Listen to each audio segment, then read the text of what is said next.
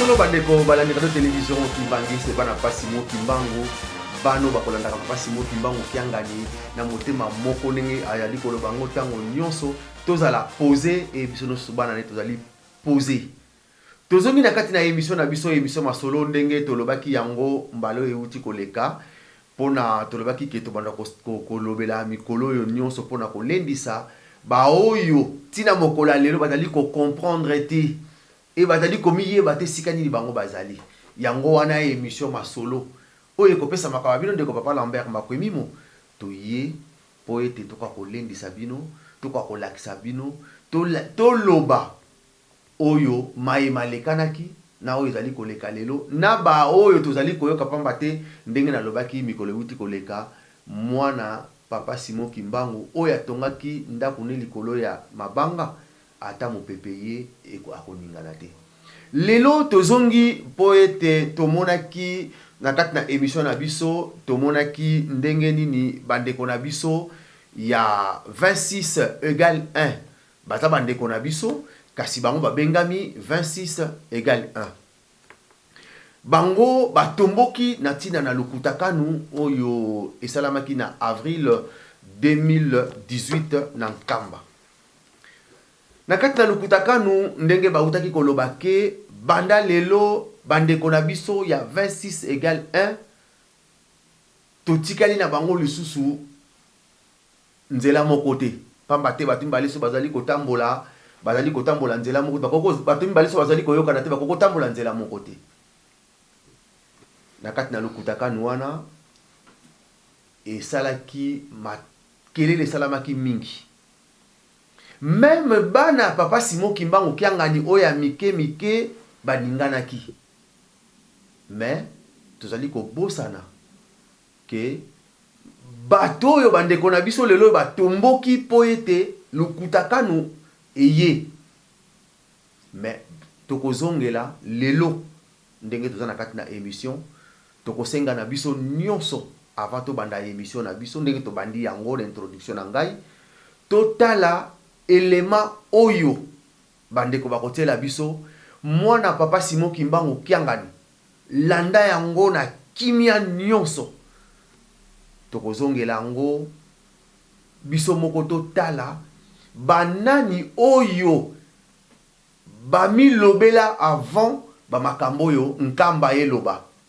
ke banda lelo biso na bandeko a 26 lokwa tozali kotambola nzela moko te banda lelo tokabwani batikali lisusu bakimbangiste te bango batomboki tolanda élément oyo simana yango papa révérend otozana na kati na plateau yende ako zongisela biso akopesa biso commentaire mo moke na likambango na sengi na biso tolanda mo moke la paroisse de Paris Dourdon nous ne reconnaissons pas officiellement l'existence de la paroisse de Vitry. La paroisse de Paris, Dourdon, nous ne reconnaissons pas officiellement la paroisse de Vitry. La paroisse de Paris Dourdon, nous ne reconnaissons pas officiellement l'existence de la paroisse de Vitry. Pourquoi? Parce qu'il faut nous avoir un argument. Pourquoi? Mais tout simplement parce que la création d'une paroisse suit une logique. Dans l'église, la paroisse est botamaka. Paroisse est botamaka, après ça a communiqué. La paroisse est à Rennes, la paroisse est à Nantes, après ça a communiqué 1 mois, 2 mois, 3 mois. Toujours qu'il y a Rennes, toujours qu'il y a un autre qui font la paroisse. J'étais qui a Bongami, dirigé à Bongami, et ça la marana bolingo na boyokani. Après mon commenço est pour qui tout le monde bus, tout le monde autocar, tout le monde voiture, aller toquer, tout fond, tout ça le discours, tout ça le banini, et là on a volé mon ami tout lait, tout s'épilé à faire tout zongi. Tout le banini, tout fond les paroisses à Rennes, tout fond les paroisses à Nantes. Et ça a raboté, ça a raboté. Et ça a raboté. La numéro on a c'est comme ça.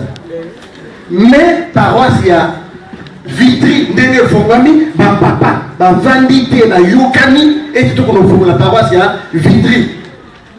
Donc tu as bien.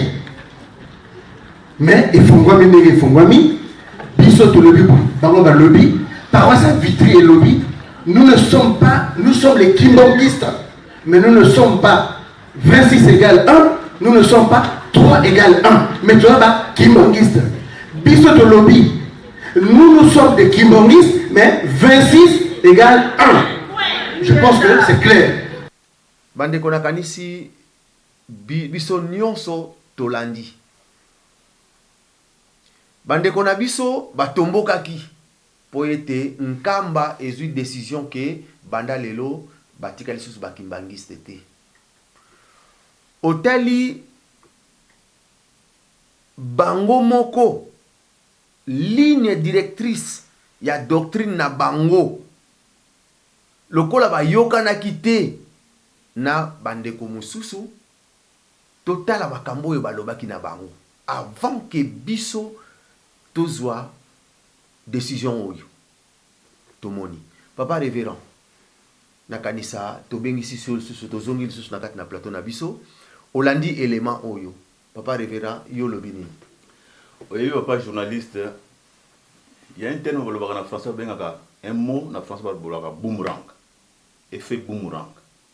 C'est-à-dire que aujourd'hui projectile, au caneli au bêta moutou, au bambi en pas, et pas qui bondir, et zongi na force non et pas yo moutou, au bêti projectile, les zongi liyo, au lieu de détruire moutou, yo canela qui est détruire yo moko. Donc, je suis allé à Salama, contre Bandegona Bisso, et ça va faire boomerang. Les Cambo vraiment bien, vous avez révélé ces félicitations. C'est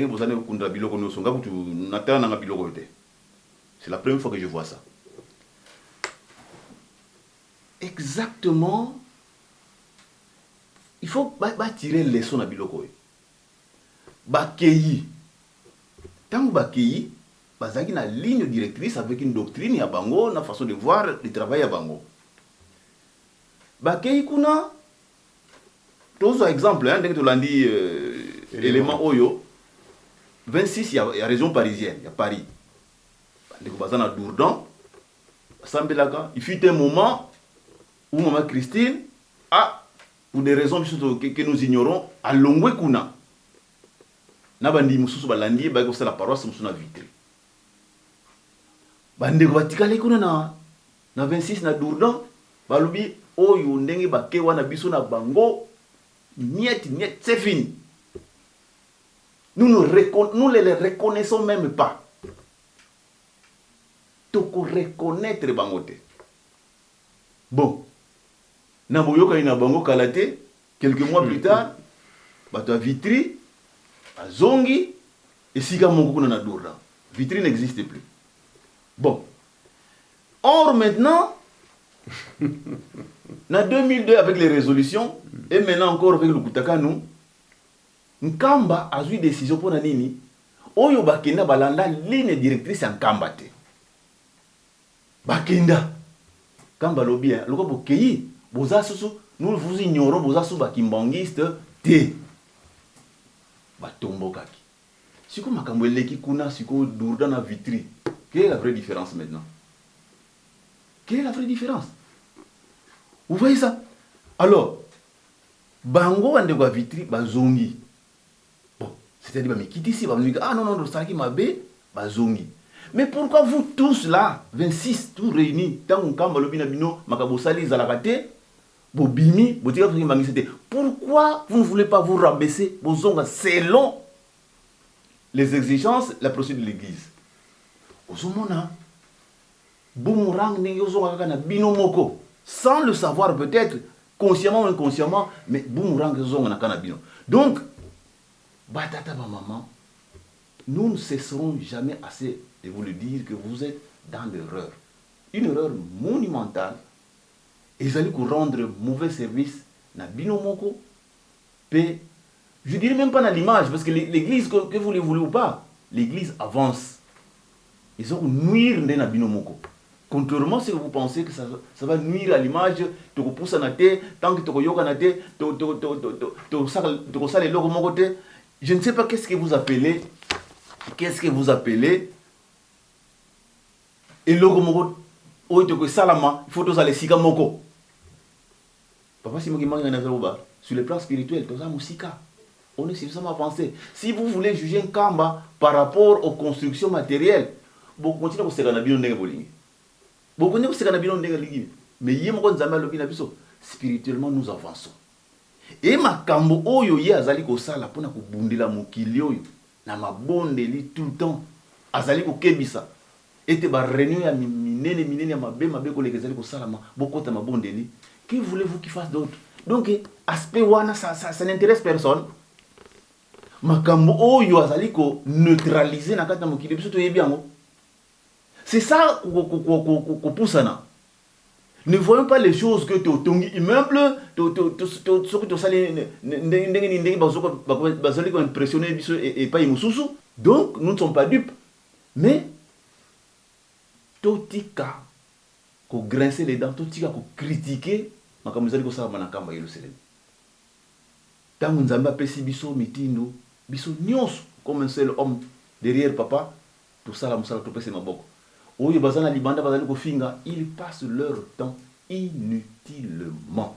Merci à solo papa révérend ndeko bazali kolanda biso na ndenge ozali koloba na ndenge po lobili ka papa Simon Kimbangu kiangani na kosenga na bandeko na biso pambate tolobaki émission na biso tokotika susu ndengona te tozana ba élément tobando kotia yango mais l'élément oyo yalité que pona kofinga ou bien kochola pona koteya to na posa bandeko na biso tozonga na bango elongo bazonga ndenge to bazalaki moto na moto azonga la place n'est pas mbaté to yebi ke kosala manango kasi mo na katu maloba te. Oui papa par révérend ngai eloko moko yoka musabiso yango oyo bandeko bolanda soki na famille na yo oza na président de la République membre de la famille a commis président de la République kaka ministre kaka oyo député c'est beaucoup de fierté. C'est la fierté de la famille. Faut vous la fier. Bino bandeko ya président, bandeko ya ministre, beaucoup bondi ça été. Beaucoup soudé. Ce que bondi bato libanda ba ko bonsa ndeko na bino président. Ah non. Atako to président wazagi na mabeme. Ose mona bandeko ya président, ndeko na bango saka ngona mabe ba bondi ça. Ndeko na makila ba bondi ça. Ba ko so la uni derrière lui pour ba bondi la ye. Tu vois? Ceux qui bakoutez na kati na famille bakoutez na kati na famille. Mais c'est curieux. Ba papa na ngai ba maman na ngai. Boza na ndeko abenga nzambe molimo santo. Bato mokili kutu basala ne mona te. Que ndeko na nga président. Déjà même si moi je n'ai rien, même si je n'ai pas un titre, mon frère ne va pas me donner un poste puisque je suis de sa famille, mais le fait que j'ai un frère qui soit président de la République, qui soit ministre, ça me suffit. Pas nous sommes collègues ndeko président, ndeko premier ministre, ça me suffit. Et qu'est-ce que sur le plan matériel, qu'est-ce qui vous aurait manqué? Bon, maintenant, bisou na église, et ça m'a comme sonné. Bisou na église Kimbangu, je ne sais pas si ça existe dans le monde entier où un chef religieux, hein, bandeko ne moko ya libota, ba lingi ete, ba bundisi, ba kimi. Vous imaginez ça? Et est-ce que vraiment les gens non bandeko tout ça les ça tata na biso ça c'est maman na biso et ça sonne ça mawa l'opinion internationale nous observe na comportement boy et ça les mawa ce n'est pas bon et papa Simon Kimbangu ngani est en train d'avancer contrairement ce que nous pouvons dire et na wutuko loba makambo ya zali ko ça sur le plan international tout ça la tokeba mokili oyo bazali kotalela papa Simon Kimbangu ngani. Moi j'ai un petit témoignage à faire. En 2016 pendant que je suis ici non d'abord 2015 Nathalie na internet publicité mo conférence au Salamana Paris bandeko na ngai tolanda conférence mo au Salamana Paris thème ya conférence Simon Kimbangu Kimpavita et Kulumbimbi. Sikoyo balakisi pete bato yango ba organiser ko banani ngabe est-ce que paroisse moko boya Paris ezo sala ngo banani yango natala numéro de téléphone moko boye il y a Allemagne. Oh, comment numéro de téléphone est Allemagne, mais en France, parce que c'est la conférence. Dans un numéro de téléphone en Bengi, je tombe sur quelqu'un. Oui. Tu as la conférence en France, tu as la conférence sur Simon Kimbangu, Maman Kimpavita et Kulumbimbi. Batata ba maman, ba sali conférence en camp le 2 juillet 2015. 2 juillet 2015, et ça date na biso ba kimbangiste. Il y a maman qui nzé, il y a maman qui Kimpavita, il y a Bankole. Pendant tout ce temps, biso ba kimbangiste l'Europe, tout vanda na biso. D'autres personnes que nous ignorons, ba sali conférence en ndenge na ba. Simon Kimbangu, Mama Kimpavita en Kulumbimbi. Nzambe na ngai. Tola la pongi boy. Batu mususu. Ngalobi na kokene na conférence wana. Ponga ndeko na bino na kena gauche, na kena droite. Ah, matondo sali. Aba monie kuna, asali bo tout ça. On n'est pas là. Mais photo teya. Batata ba mama na kenda. Wapi ko sala ma conférence ngo on a sala mo ya ba catholique na Vitry sur scène na Keikuna. J'arrive là-bas, natala ba moko en vert jaune. Ba mso bazo kota sala c'est tonda déjà. On a kutaki na Ibanda, quelques personnes kutaki na Ibanda. Na kobe bona ko bana ni soso yo. Na se présenter. Na tuni conférence bana bazo organiser. Oh, l'église Vuvamu. Vuvamu, tu yebi ke ezali Lingomba kusema tata Nkusu, prophète Nkusu tuzani kuna na RDC. Bazo sasa ngo awa na pari. Makambo nini susu koloba mawa. Oyo sa makambo biso ki mangisa tenir makambo oyo banda kati Europa. Bon, bayami ngapi malamu. Bakotinga na salle, conférence, bayi vantanga na sika liboso. Papa passer ki mangisa yete fanze, bayi vantanga na liboso kuna. Na sur place. 3 intervenants na conférence wana. Babani koloba. Ba lobby lisolo yanga na yo kimbangiste ya papa Simon Kimbangu ya mama Kimpavita ya Nkulumbi na ndenge na bango ba lobby ba silisi loko les amis conférence débat ba tozala ki na droit ba poser ba question ba tata ba mama j'étais les premiers à lever mon doigt parce que makamsu na yoka ki biso tu ebila monde ngona te papa Simon Kimbangu ya ngai non, je ne laisserai pas passer. Erreur musuna yoki aw. Il faut que je corrige ça. Sepelaki na kopesa nga maloba. Legisi nga na liboso. Na bandi ko sasi la bango kopesa historique, histoire de Maman Kimpavita. Na papa Simon, quels sont les liens? Ça. Na ndenge papa Maman Kimpavita les lois kun aza nzoto nese kota na nkamba. Nazo yebisa bango makambo nyonso wana tout ça. Batata ba mama bandimi bazaki na kati ya salle wana bamusu ba mungu tutuka bamonaki lokola na ko déranger conférence na bango lokola na contredire makambo solo bami wana à un certain moment ngamo na bangi ngalobi awa ekubeba subitement moko na ba intervenant mo kambi waza ko tambusa conférence wana azui yesu mpeve beti ni kofi na mesa telemi a beti li kofi sur na mur na tableau ngana telemi ka na micro na ngana kati qu'est-ce qui se passe finalement tout ba simbié ba vandisié après lui bon alobi na masse na assemblée que bon tous à la tolérant tout yo capable passer à si satina suka bon soyez tolérant apaisez ça tant Nathalie atmosphère ngalobi bon je vais résumer na kende sur musikate na résumé kama moké na albino sinon tawa tension ba mati je ne sais pas ce qui pourra se passer na silisi na ke ko vanda batata mama na ke ko vanda ngalbino soki na bandi na suka peut-être ba ko landanga mituna soki ndenge ni malamu na mbimi na avant na singa excuse hein na bengi protocole na bango albino en tout cas ngai fona kende na ça ba emploi du temps chargé na ça makamso ko sala na yeka na pesa bino mbote na mona bino na yoka au bolobi. J'ai contribué, bon, pour moi ça suffit, je dois partir. Protocole accompagné dans les bandes, na biminanga. Na cour, il y a une mission na catholique dans la cour, je suis dans la cour. Bat balandingai. À peu près 6 ou 7 personnes comme ça landing ay ba pas passer ça dans ça mituna ko pesa yo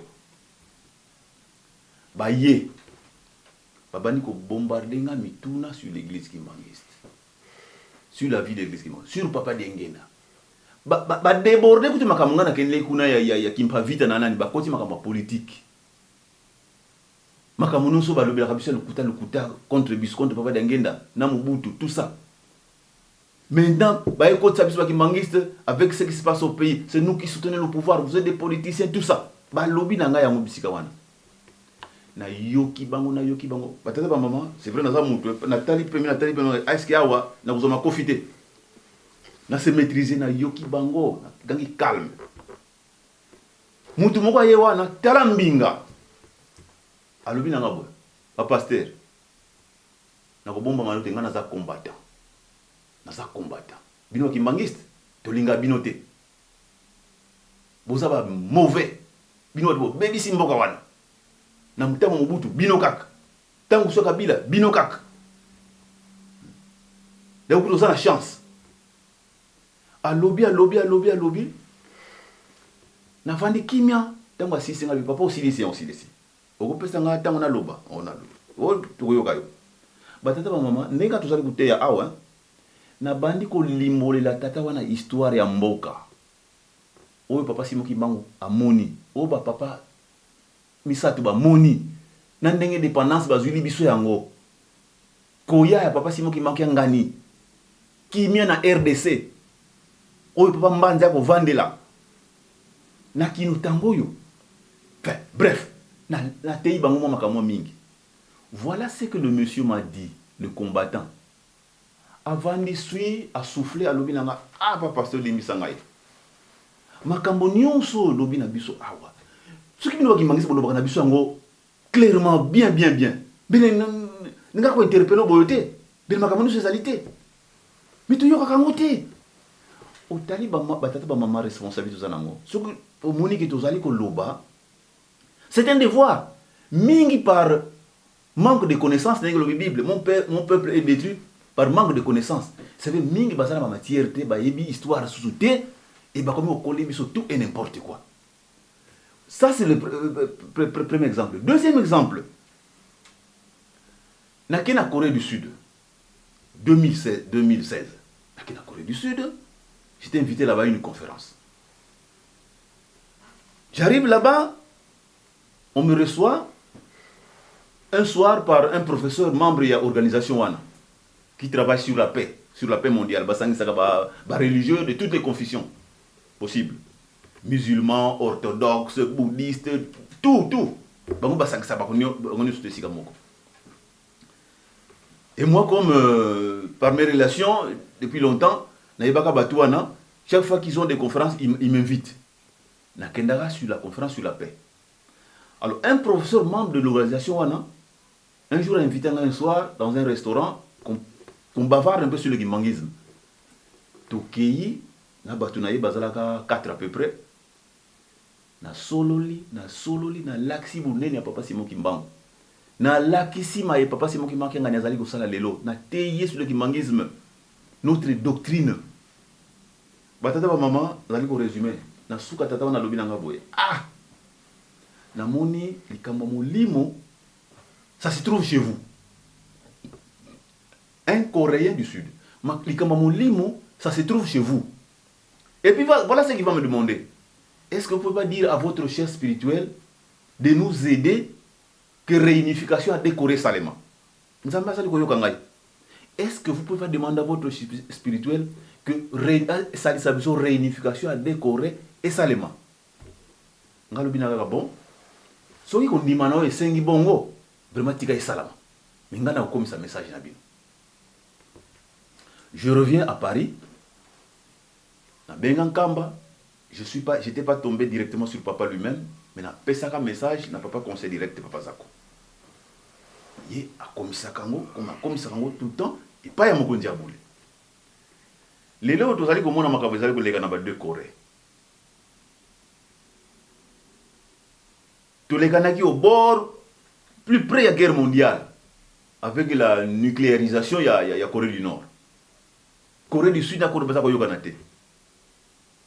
mais les autres ko mona makambo ezali ko leka kala mingi te papa Simon Kimbangu ngani alobelaki makambo correct batata ba maman yo kimbangiste teya yo kimbangiste limbola pa nyoso okende koyoka sonité loba oyo yebi ezala pona intérêt na biso moko bana ba kimbangiste tala pona ba intérêt ba baza libanda. Donc quand papa Simon Kimbangu a dit que nous avançons sur le plan spirituel makambo ça là eza ebelé mais les catastrophes na kata mokilo. Donc je cite ces deux exemples pour to yeba ete totika kosakana totika kosakanela nkamba Nouvelle Jérusalem totika kosakanela papa konjabule papa Simon Kimbangu ngani totika na biso kosakanela ba papa conseiller direct na ba maman conseiller direct totika kosakanela ba mbuta otali. On préfère être pécheur aux côtés de Dieu que être pécheur dans la scarcelle du diable. Puisque Dieu, tout en étant pécheur, azana nguya ko bongola yo. Mais le diable n'aura même pas le souci à bongola yo. N'aura même pas le souci à bongola yo. Pour yo donc c'est une aubaine. Abungi sa mulimo wana ezala nzamba zangela. Mais musumuki ondimeli tata mulimo santo osaleli ozana pembeni atana mawanaye na mawanaye oza kusala ye akukubikisa yo. Donc bino boko sekana bino bandoki bazana nkamba ba subiki bazana nkamba o ba muyi bazana nkamba banani uza bo sekana bino. Mais une chose qu'il faut noter bazali ko sala tata mulimo santo nkolo Yesu na lobaki na bino akufilaki na batumi bale l'un à droite l'un à gauche moko amikidisaki akotaki oya lulendo akotaki te. Donc voilà papa Lambert pona ko lendi sabadimi moi likambo na tenaki na loba pour te comprendre te tango ya ko se mobiliser ya ngoyo to salisa babungi na tigelo maloba. Merci ya solo bandeko bana pasi Simon Kimbangu maloba eza mingi vimate papa révérend na katoli kolanda yo pona ko lendisa kaka na kati na ko lendisa bandi bana pasi Simon Kimbangu oyo tina mokola lelo bazali même ko finga chef spirituel représentant légal sa divinité papa Simon Kimbangu kiangani kasi bazali ko bosana ke nzambe kati na lingomba na biso ba angelo likolo ba ko yembela kaye ba angelo likolo ba ko sepelisa kaye tango ya dali ko telema batumi bakata papa Simon Kimbangu soka telemi a telemi likolo ya ze o ka telema ka dans le vide yango wana na kosenga na bandeko na biso pona émission na biso masolo po ete biso nyonso to kwa koyeba monene ba papa Simon Kimbangu papa Kisolokele papa dia Lungana papa dia Ngenda kuntima pe papa Simon Kimbangu kiangani pona koyeba monene na bango mwana ya papa Simon Kimbangu kiangani na ba oyo bozana libana no bokomi bana na yete kasi bozali ja bana na ye na o bozali ko finga na o bozali ko chola to sengi na bino na biso tolanda nzembo oyo bandeko na biso sima bakotela biso tolanda yango ndenge ba angelu ba lakisi biso monene ya papa Simon Kimbangu papa Kisolokele papa dia Lungana papa dia Ngenda pe papa Simon Kimbangu kiangani pona koloba ke bango nde bazali banzambe molimo mosata kotika na so seko na sengi na biso nyonso tolanganisa commentaire ezali susu te pona koloba na bino na nzembo to wuti kotia tozali ko continuer kaka émission na biso papa révérend na kanisa commentaire ezali te to kotina ne biso ko kotia moi ni commentaire na koloba par rapport à nzembo oyo vous savez ba oyo papa diangenda za koloba bengonza kena luziti moyani ntiko tuvani na nzambe tuko yibeka kate tuko respecte kate otali kilo na kati o babotami na ye basala ko yibeka kate ça c'est le mystère de Dieu otali mais oyo bazana libanda bangonde bakoya ko lokota na bango lelo yo makambo ezali ko lega mingi na kata mboko na biso babikolo bizala ko yena nkamba ba famille bazala ko yena nkamba ba mangomba bazala na nkamba ba musu bazali ko yela pona pèlerinage et mingi bazali ko yela pona ko senga bolimbisi bolanda malamba ndeko batata bamama bazali baya kosenga bolimbisi baekolo mabota baorganisation bachef coutumier bandoki banini bamagicien baya kotika biloko na bango epapa basimoki mbangu kiangani tata bamama mutu apamba bali otikila bamikomba ndenge wana mpona nini bato nyonso wana bakendeko na mankoto te 87 te mponi bakendeko na 26 te bakofinga papa simoki mbangu yangani bakosala boye mais tout le monde se mobilise pour pas kosenga pardon wapi na nkamba. Est-ce que ne serait-ce que ça te refuse raté? Combien de corporations, combien d'organisations basi ba yamba kuna na mkoto 87 pour ba nosenga bolim sur quoi que ce soit na kata makamitani mokina biso. Otali batata ba mama soki to aliko okebisa puisque ba kodisi makamo mingi na mitu ya bana ya batu. Tolobaki soki to koteya te, soki to kosonga ba mususu te, notamment oyo ba kena kota 26 et kozana bango pasi Emily mwana soki bongi quelque part biso pe tozaki ba matière ko pesa, nous en serons responsables. Hein? Ils ont na Ezekiel, pasteur soko moni mutu azali ko bunga kebisa ye. Soki ayoki abiki sami yo ozwi bénéfice, mais soki ozomoni mutu azali ko bunga ozali ko kebisa ye, ozali ko teya ye te ke mutu na kufi makila wana ekotanga wana mutu na yo. Alors biso mukumba wana yango wana nde to boyi, puisque je me rappelle encore en 2004 wana sikoyo kokuta nezaki nanu mwa muke sika ba matanga sika ba mariage na bande kwa 26 na Kinshasa wana. Un jour au centre tuzaki na deuil moko ozaki wana quelque part 26 bayaki. On a vu certaines personnes qu'on connaissait bako après bako peso mbote bando solo là. Au moment où on lui fait des reproches ndenge bakenda kuna tout ça, qu'est-ce qui vous lance na oreille que j'ai entendu dire ya ndenge moko kena 26 les gars bino saka mon koto oyebite ke ntumpa o papa ndenge na alobelaka ezaka na mon koto ezaka na nkamba te ntumpa. Donc tant to kufaka donc pas to bimilaka ndesi kuna mon koto. Quelqu'un qui me dit ça tata maman ndeko ya 26 na 2004 je me suis dit ah là là toujours que pas toujours que vous en a passé kolongola makamsu na mutu abatu. Donc c'est pourquoi nous devons nous mobiliser, puisque soki mitwa batu koti makambo ya o esengelité ya pasi poto longolango soki to zeli mingi ekozala pasi. Depuis résolution ça fait 16 ans. Moi na botami da 16 ans. O ekutaki na 5 ans 10 ans 12 ans bazaki pe kaka bana mingi bazaki so la mama makambo tele ba ko bama il y a 25 ans il y a 30 ans ça devient un danger. Il faut qu'on remémore notre histoire pour que nous et pas y to wuti et pas to komi pas to kende. Parce que ce que vous rejoignez aux na katité luka mutu makamunuza na mutu kwe kutu gidi diambo edi kuna sina donc na libandili likambo ya mwana tozongi place on eza pona kofinga batute pona kofunda te mais pona kolimbola pona kolakisa solo oyo biso to yebi kwete lobi nzamba tuna biso te tango makambo esalamaki yo ozalaki wapi olobaki nini oteyaki nini. Voilà un peu de commentaire na kotia na place on a pas kota na biso na élément mususu wana. Merci par révérend, merci bandeko bozali kolanda biso na kati na émission masolo. Papa révérend to uti komona mikolo nyonso papa Simon Kimbangu Kiangani, chef spirituel représentant légal kati na Lingomba ya église kimbangiste. Azali koloba tango nyonso olobi ya kala loba pe ya sika. Mais il est koloba nini limboli la biso na mozindo likambango ba mate biso tozali ba mingi baza ko comprendre te akangami kaka lobela ya kala lobela ya sika. Il est koloba nini na biso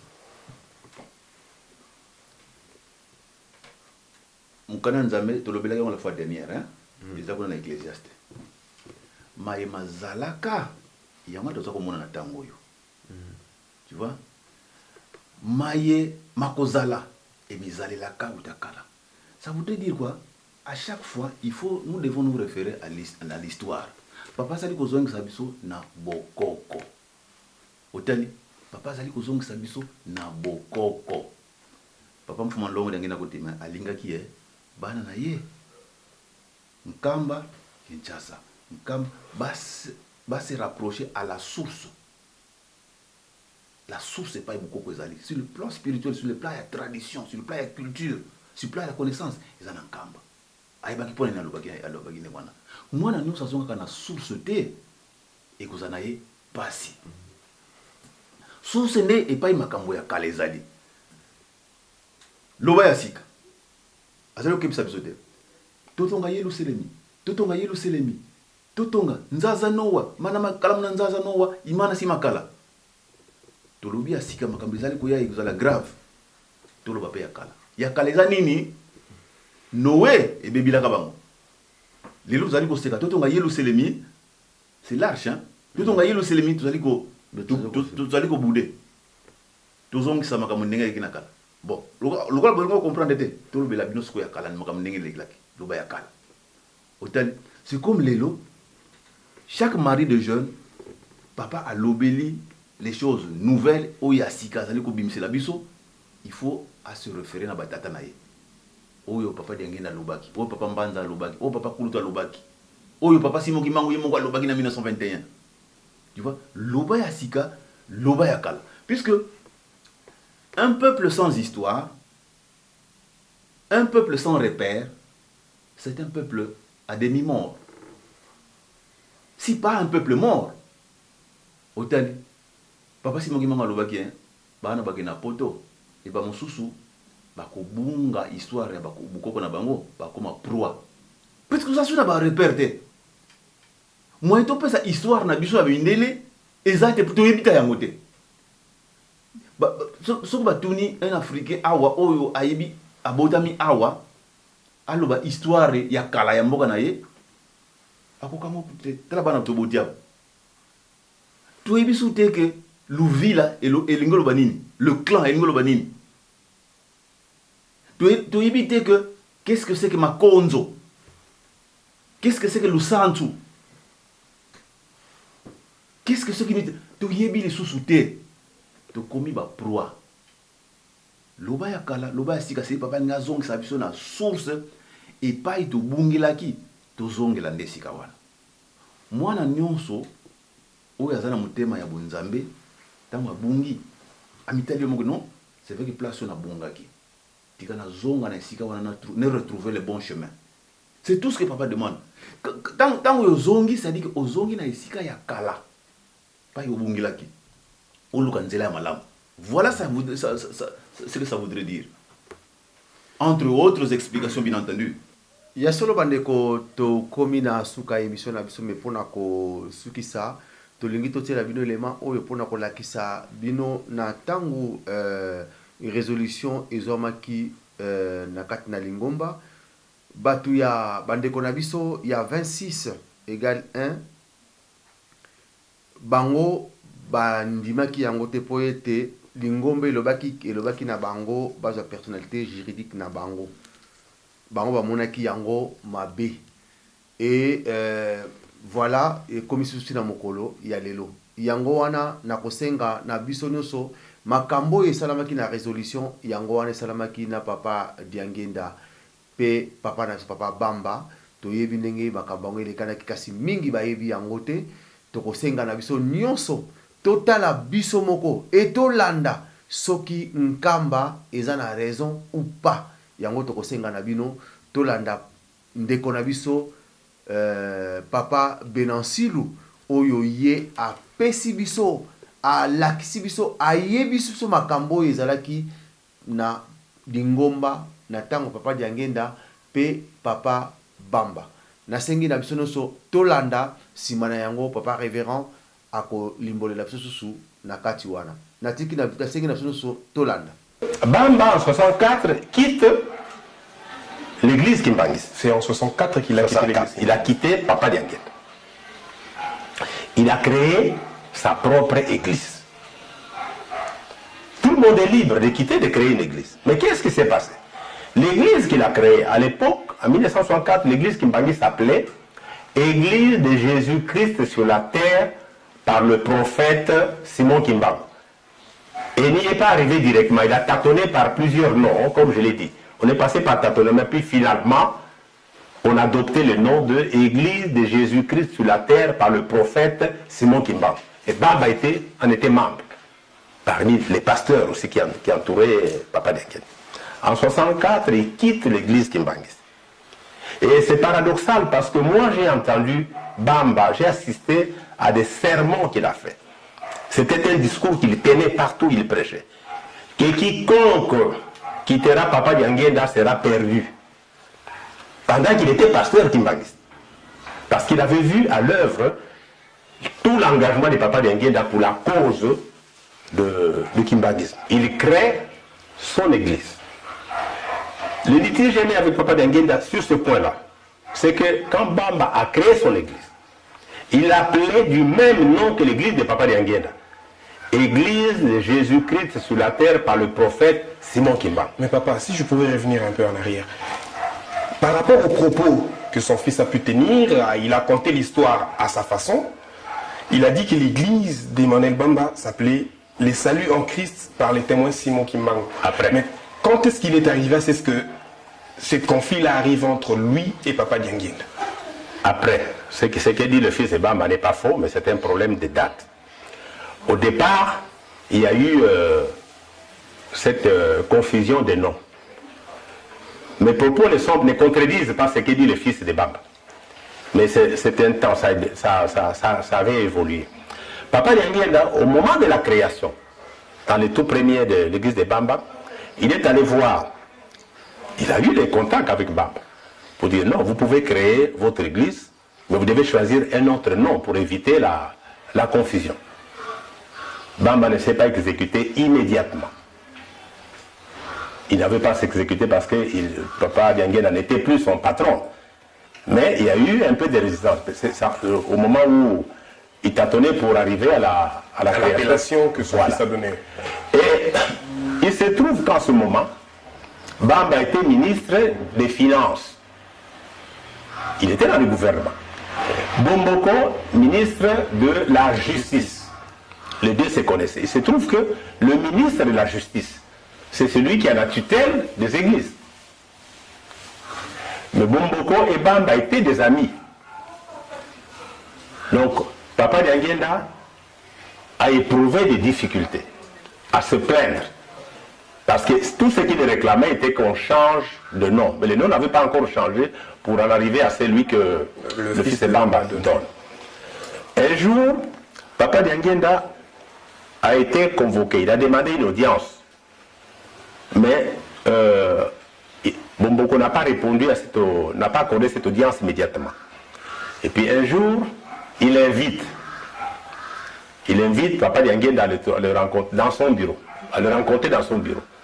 Papa Dianguenda s'est rendu au ministère de la Justice, répondant à l'invitation du ministre Bomboko, qui, entre nous, vers la fin, c'est comme si cet incident dont je vais parler avait créé là-bas une grande amitié très forte. Et je ne le dis pas pour dénigrer Bomboko, parce qu'il est devenu l'un des meilleurs amis de Papa Dianguenda par la suite.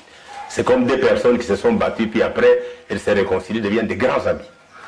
Donc ça, c'est à la mémoire de Papa Dianguenda, papa du ministre Bomboko, qui jusqu'à sa mort a eu une grande estime de Papa Dianguenda, auquel il était lié par une amitié solide. Nakanisa, bana pa Simon Kimbangu, biso nyonso tolandi Papa Bena Nsilu. Alimboleli biso makambo oyelekanaki na 1964 entre Papa Dianguenda, Lingomba, église kimbangiste, na ndenge Papa Bamba akenda kosala abimaki na Lingomba ake kosala Lingomba na ye. Papa Bena Nsilu alimboleli biso. Papa révérend, yo olobi na biso nini? Vous savez, Papa Simon Kimbangu ngani ndenge to loba kala mingi ya wate, loba ya sika, loba ya kala. Voilà makamba kala, ndenge la kisaka toutes les vérités. Les archives parlent d'eux-mêmes. Batata ba maman, lelo so ozana compagnie na yo. Ozana leki na yo. Leki na yo asiliki contre yo. ye abimi akeko sala compagnie yango akoko tiango na kombo oyo yo yaya osalelaki yango te afâché contre yo akei ye pe alingi asala biloko yo osalaka ye pe akende kosala yango. D'abord l'État est obligé à changer combo. L'État ne peut pas déclarer deux institutions, deux organes ayant le même nom, avec le même statut. Et ça n'a jamais. Ça va créer de la confusion. Il y a un lengomba senga qui pour éviter la confusion wana bolongola puisque ceux qui les loyo soit biso tout salimbeba soit bango ba salimbeba opinion au monde nga bat mo ba l'attaque vert et blanc bakokana ba distinguer te ceux qui bazali bat kamba ceux qui bazali bat ceux ya wapi. Ce n'était que normal qu'on dise que non le ko la bolingi na bino ko zonga te et bo sali lingomba bozo personnalité juridique mususu bozo reconnaissance mususu. Et Papa Diangenda avait fait cette démarche-là auprès du ministre de la Justice. Bon, là, nous avons dit que Papa Ben a fait cette explication. Les loyaux, 2002, Bakei, Lingomba, Nankamba, Basengi, Tebalu, qui a une personnalité juridique, Moussoussou. Il y a un petit bino texte, Oyo, il y a point de presse, Makamouni Zanakati. Pour rendre en public, Botamba. Et commis scandale, et commis kamba koyina, et commis koyina batu, kamba et commis kabla mabota, tout ça. Batata ba maman. Et Salama déjà depuis 1963. Est-ce que tout le monde qui peut dire akabulaki batu, akabulaki bandini? Mais non. C'est réguler les choses, c'est mettre les choses dans l'ordre. Donc batata ba maman, on est très très content, tout est là. D'abord, c'est le même papa Bena. Tant où la télévision papa Simon Kimbango Kiangani, Nama Lobanaya, Liboso papa Bena Lobilaki, sur papa Simon Kimbango. Tu es bien moi. Ye oyo Simon Kimbango Kalipute Zalika ye. So ingai kaka Bena Kutuna Komba Kiangani Balongo, la Matika Kaka Simon Kimbango. Les loyo, Asia Bosana Yango. Asia Bosanango. Et c'est lui le premier à dire que Papa Simon Kimbango Kiangani c'est autoproclamé le Saint-Esprit. Au moment où on a pas contradiction, on a et ça malamute. Ce que tu as dit que soulever, c'est pour te rappeler. Biloko nous ça ça la sous les faits, ce qu'il y a kanda, ce qu'il y a haine, t'éviter. Quel est le sentiment qui les anime? Mais n'est-ce que ça na bundego nyonso, c'est pour enseigner, c'est pour édifier, c'est pour exhorter, c'est pour prévenir. Parce qu'il n'y a pas toujours le problème de éviter. Papa Simon Kimbango Kiangani aime ses frères et sœurs, contrairement à ce que vous croyez. Papa conseiller Bazan Nkamba aime leurs frères et sœurs que vous êtes, contrairement à ce que vous croyez. Et ne pensez pas que un quelconque Mouta met le frein pour... Ça, c'est une imagination. Et c'est même réduire même la valeur de Tata Mkondiabouli. Vous voyez ça?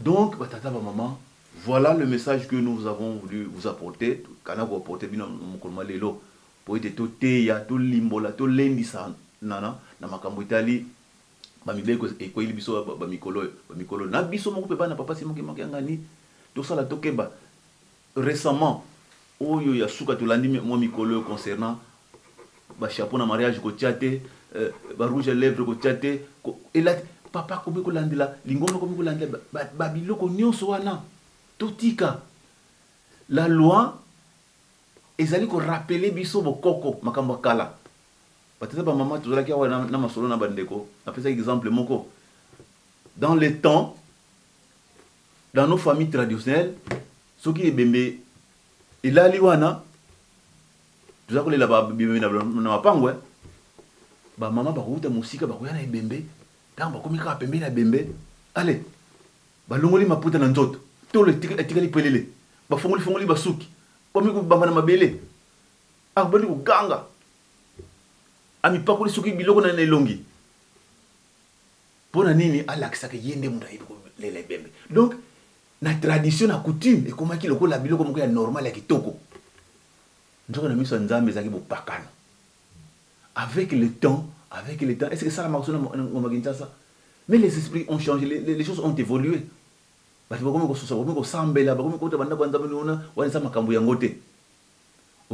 Donc biso pe bana papa simo kimbango lobby tout ça ko latela voile ngo boye tout ça ko sala ngo boye tout ça mais lelo atikile biso tango mingi alobi bo tango ekoki il faut na corriger loko yemtu ayibitina. Qu'est-ce que vous avez à respecter? Oye ko baye na lingomba tata mo limusani sana ba règle nango alobi ko la o baye pa ina ngai tala ndenge ko latela tala ndenge ko zalela. Ça se discute pas. D'abord c'est très beau. Keni na ba pays musulman, keni na ba bisika mususu. Tala bango ndenge ba balisa ba na bango. Voilé tout et tout, c'est dans leur c'est beau. Donc ba tata ba maman ko ima totika. No kité, ba ko yungula biso deuxième niveau, ba ko yungula biso troisième niveau, to ko tikala bonien. Papa Simo Kimanga na lobaki. Ba 26 ba keyi. Mingi ba kolanda. To kolanda te parce que pas pona nika ba bengani non.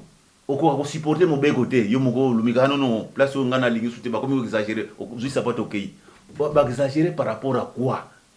Est-ce que yo osa créature d'une doctrine, d'une philosophie? Nous okuti kimbangisme, nkolo na ngwa lobi boye. Siko yo o fâché en vertu de quoi? Sur la base de quoi yo silikili? Moi papa Simo Kimanga ngani to sa mayele. Botosi et l'équipe Mekaya Kotumba. Voilà papa, journaliste, et pas ingana kusukila malubanga, à moins que ça na question musulman. En tout cas, je crois que Malendi Senabiso, yangwana nzamba précipitation na mokolo mwalelo. Merci à solo papa révérend na kanisandenge au tukolo soulever les mariage tomonaki tango révérend ba lobby yango totlandaki mariage en décoration maman Cécile moi si papa Dodo papa Nafliki maman Cécile na jeté qui Saint-Ouen vraiment samedi wana ezalaki 5 par révérend na kanisa bandeko tokosenga tango tozali kolo bobo tila biso moi ba image yango totala ndenge ni maman Cécile abinaki kitoko na alati akangi kitambala na ye kitoko na mutu abombi suki na ye na kanisa bénédiction vraiment azaki yango pamba te mais liboso avant mariage alelaki abi pona nini kaka ye na moment oyo mais le jour J soko tali mwasi nelengi ya mwasi tala kitoko beauté ya ndenge wana na ndenge alateli nelengi donc yango wana tokosenga na bandeko na biso pona lelo papa révérend na kateli so conseil no kopesa bana pasi mo kimbango et puis balande ya émission masolo na ndenge poto sukisa émission na biso conseil kaka nde botosi ndenge autulo basikoyo botosi eleki mbeka kutumba likambo nyonso ekobima na nkamba yo leselemi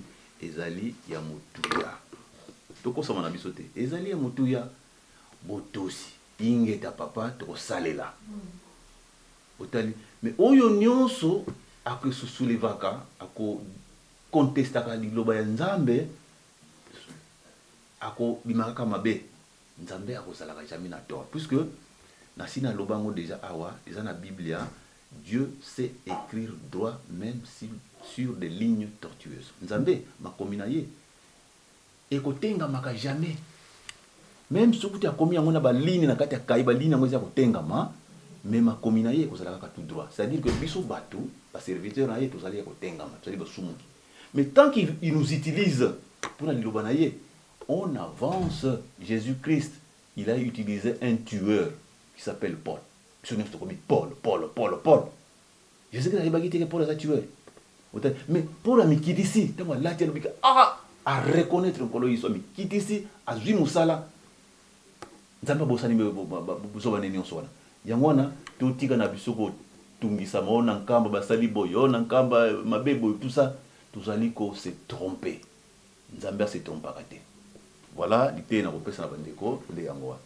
Merci ya solo bana pasi mo kimbangu to komi na suka émission na biso te remercier bino na confiance au boko lakisa ke pa ina biso bana pasi mo kimbangu nyonso et surtout soit de na kat na émission ma solo to pesi bino merci na ndenge bolandi biso et to remercier bandeko yo merci na bango yo bandimi ke bakota na kati na solidarité ratelki émission ma solo a na mboka France to kota la maman na maman Maya kuna na paroisse ya Blanc Nil tokenda papa Charlie Antonio kuna na paroisse à Saint-Denis papa Mi José Mabilama ya solo vraiment ndenge tokopesa longonya na tina na mariage ya ndeko na biso flûtiste ya balaki samedi papa Dodo merci mingi mama Deda kuna na paroisse à Saint-Denis mama Albertine Bilo na paroisse à Saint-Denis et puis mama Lolo na paroisse à Saint-Denis pe bandeko na biso mususu tokoko bosa na te na Rotterdam mama Sele Kinanga na Utrecht mama Feza